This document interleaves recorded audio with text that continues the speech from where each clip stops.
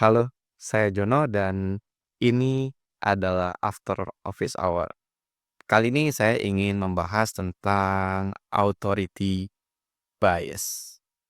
Authority bias adalah satu di antara bias atau banyak bias yang kadang membuat kita terjebak seolah-olah udah melakukan hal yang benar, tapi kok tetap salah ya dalam mengambil keputusan atau langkah-langkah yang diambil.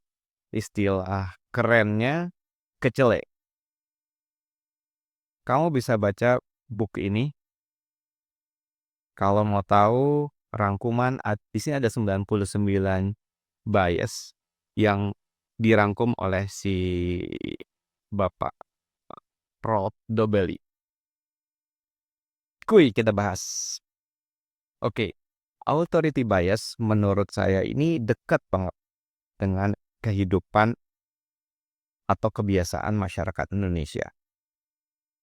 Authority bias adalah kecenderungan orang untuk menggantungkan keputusan kepada orang atau figur yang dianggap expert atau ahli tanpa ngelihat lagi nih substansi apa yang mau diputuskan. Udah mulai merasa relate belum? Contohnya nih, waktu kita mau belanja online, kita seringkali percaya sama produk atau barang yang di-endorse sama figur tertentu. Padahal endorser itu pasti punya motif ekonomi karena dibayar sama produk yang diiklankan. Sampai akhirnya kita beli barang tersebut padahal belum tentu juga kita butuh barang itu. Atau mungkin belum butuh. Nah, makanya di Indonesia ini jasa atau ya orang-orang mengendorse itu laku karena mayoritas masyarakat Indonesia mudah banget terinfluence. Udah tambah relate, kita kasih contoh yang lain lagi. Oke, contoh yang lain lagi ya paling deket itu pas pilkada kemarin.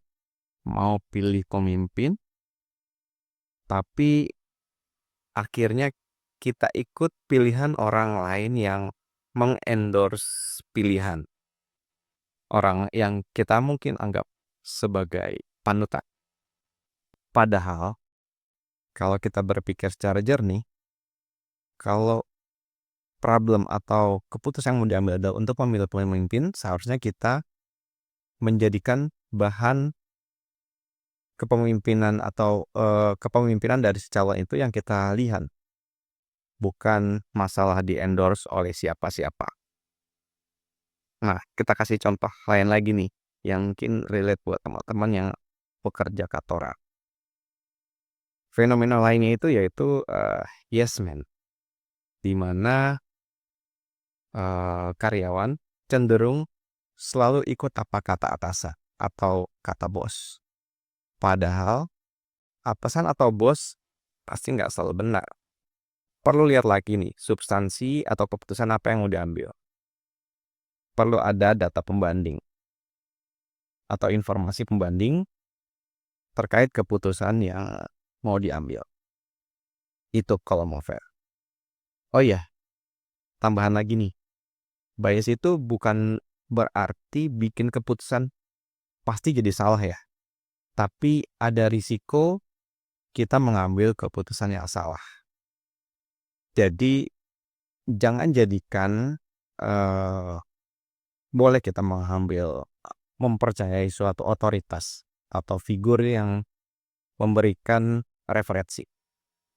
Karena bisa jadi benar, tapi ada kemungkinan informasi itu salah. Untuk biar tidak terjadi bias itu kita harus mempunyai informasi pembanding yang lain. Terus gimana kalau nggak ada informasi buat mutusin atau menjadi pembanding? Nah, ini jadi bahasan kita berikutnya. Ini masuk ke availability bias.